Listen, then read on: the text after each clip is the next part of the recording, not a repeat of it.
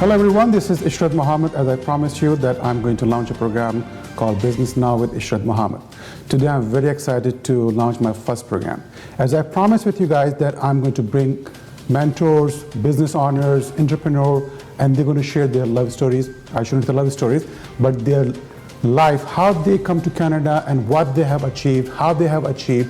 And trust me, this half an hour will change your life. This is my promise to you. So keep tuned. And I'm going to introduce you my first guest, Sandi Sethi. Sandi Sethi sahab, welcome to my show, and I am really excited. I know your portfolio. Why not you can share with my viewers, when did you come to Canada?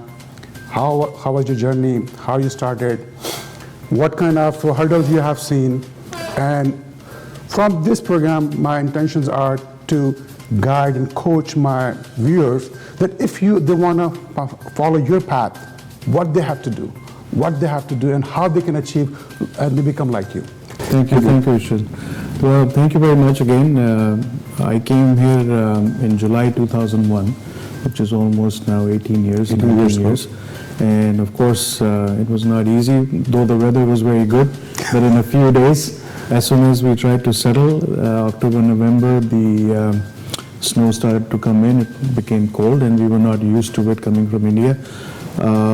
I still remember everybody was telling me how to get the car and get your car insurance in place and everything, because in winter you just cannot walk and you need a car. Absolutely. And obviously I delayed that process, and November, December, sometimes I had to walk in the snow. There were no buses in midnight, and my job was finishing at midnight. So I want to hold you here that you have done like some kind of art job as well. Am I right? Absolutely, okay. Yeah. So that's the point I'm trying to make it here, my dear viewers, that it's not easy. So again, what you're going to learn today, that every single one who comes here, they do not have any backup. They've gone through and they have seen the tough life before they achieve this far. Am I right? Yeah, absolutely. And weather plays a big part, because when we come from 40 degrees and 35 degrees and 45 degrees, and you're going minus 30. So mentally, you have to be really strong, and physically, of course, you have to sustain that weather, because it's a big change for you. Although it seems like, it's okay, we can accommodate, but I'm talking 18, 19 years ago, and today if somebody walks in there, with the internet and Google and everything, you know what to buy, what to get ready, you can ask for information. Those days were different. We didn't have that much of information, and Absolutely. We didn't know anybody here. So we had to take help from the immigration consultant we gave them money to give us accommodation. We landed in an apartment, and there were 2 other families which we were not told. Wow. So that was a surprise, not a good surprise. And we had to start from there, and then, as everybody starts from the basement, within 20 days we moved into a basement, and then I still remember I had to pay $150 for a Bell home phone connection. Wow. And every day I would go to the shopping mall and call them and say, when can I get my phone connection? And it took me 10 to 15 days to give them a deposit and then wait for the home phone connection. My IBM computer I purchased for $1,500, and it came in 22 days. And that's how I that's basically, I'm really thrilled and excited, because when you're talking, looks like I'm seeing myself when I came to this part of the world. So yes, absolutely, you're right that when you come in, you're basically coming to a new culture, new country. Absolutely. And basically nobody's there to hold your hands. So Sandi, why not you can share with us, did you go to school? Did you take any courses from here? Who met you or who inspired you to make you wherever you are right now? Well, first of all was survival. And if you can survive, then you can succeed. Absolutely. So obviously, as I said, the first 3 months it took us to settle down, to get the computer and look for jobs and everything, get into a rental accommodation, and go through all that, asking questions. There was no mentor available. We didn't know anybody here. And it was tough because, finally we got a phone call from the immigration consultant saying that, there's some retail store hiring some people. Would you like to go? And everybody made me so scared that you have to get a job first and then think about the career. Mm-hmm. So my survival was to get a job whether it's $8, $9 or $10. I still remember, I think it was $8, $9, $10. So I went for the interview and the manager left, and we were told that we have no idea when they will come back. Wow. But the internet is there, it's free. If you want to wait, you wait. So out of the 8 people, by the time it was 3 o'clock, 6 people had already left. And So you did not give up?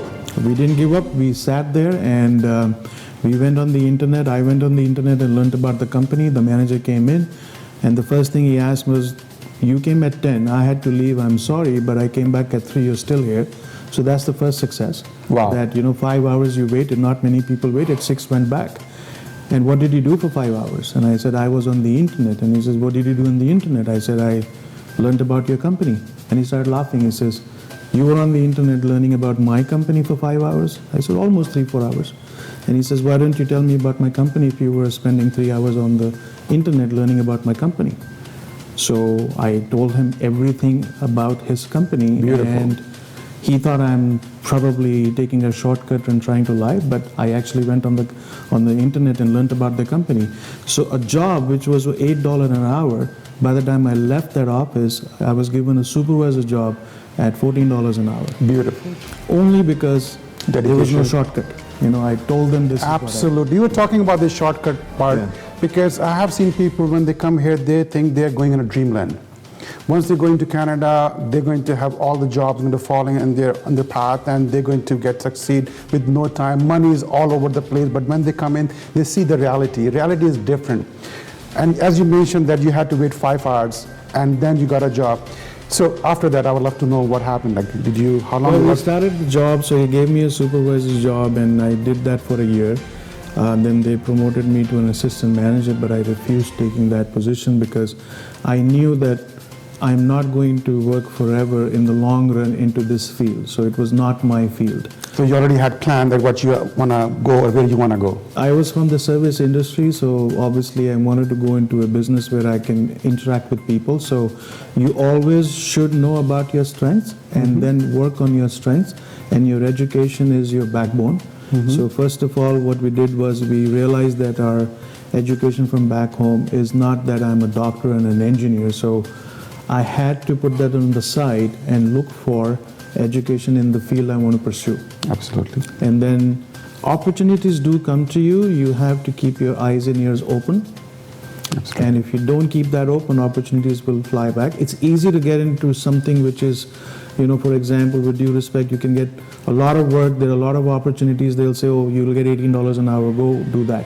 But if you don't like doing that, then you won't enjoy your life. Absolutely. So we wanted to do something which we enjoy and at the same time, earn a good, decent livelihood. So obviously we went back into, so at that time insurance was told that, it's recession proof. In this country, insurance is the backbone and you always need insurance for medical, travel, whether it's home or car or business or life. So we studied more on that, and I am a graduate from Insurance Institute of Canada. I passed 10 exams. I'm a CIP, which is Chartered Insurance Professional. Went back to University of Toronto, did my certified risk management. So I am a certified risk manager. But And Sandi, when people are going to hear all this education, they're going to say, you know what, I'm making money. I'm making decent money means I have a steady job and I'm okay. But why people take risk, and what did you do different? Did you work and as well as you went to studies, or you just quit your job and you went to studies? it was very tough because 9 to 5 I used to work. And then 5 o'clock I used to go to university to attend my part-time courses and then come home at 9 o'clock. And then on Saturday I would study and go give my exams on Monday. So it was not easy because we had to work to pay our bills. And then we pursued our education, which is almost we were studying for 3 to 4, 5 years.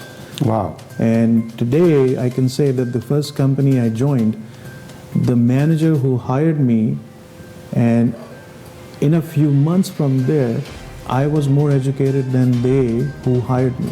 Wow. So in this country, eventually I became a trainer into the same company, training managers and everybody else, because of my education and my experience and the passion. So if you work hard, there is no question this is a land of opportunity. Am I Absolutely. right? So if you are dedicated, if you are not sitting on your couch and watching TVs and Monday to Friday 9 to 5 job, once you come out from your comfort zone, there is no way that you're not going to achieve the target you want to achieve. Am I right? Absolutely. Because they say, if you don't know where you're going, any road will take you. So it has to be, you need to know where you're going. You need to structure yourself, your profession, your passion. You have to put that in sync and then pursue your dream. I always say that when you come to this country, we came to this country because we didn't really wanted a good standard of living. Of course, that's important.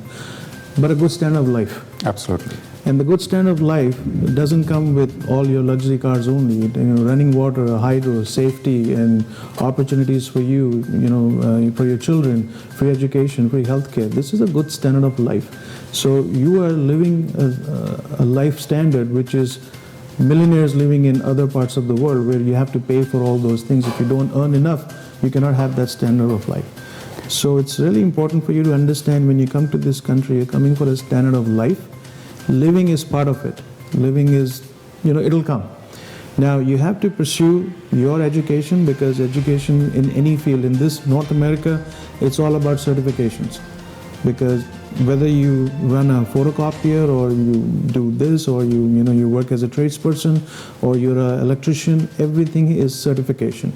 So, dear viewers, you have noticed that today we have Sandi Sethi. We're going to talk about what he has achieved. So, we have discussed his path, like when he came to Canada, how he started, how he worked hard, he went to school, and he was working.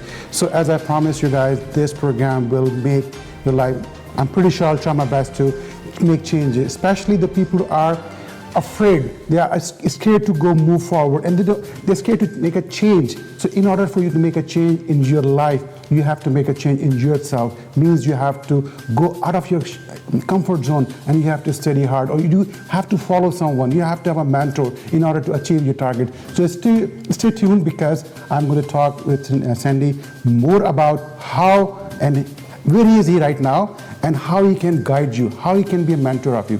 So stay tuned. Thank you.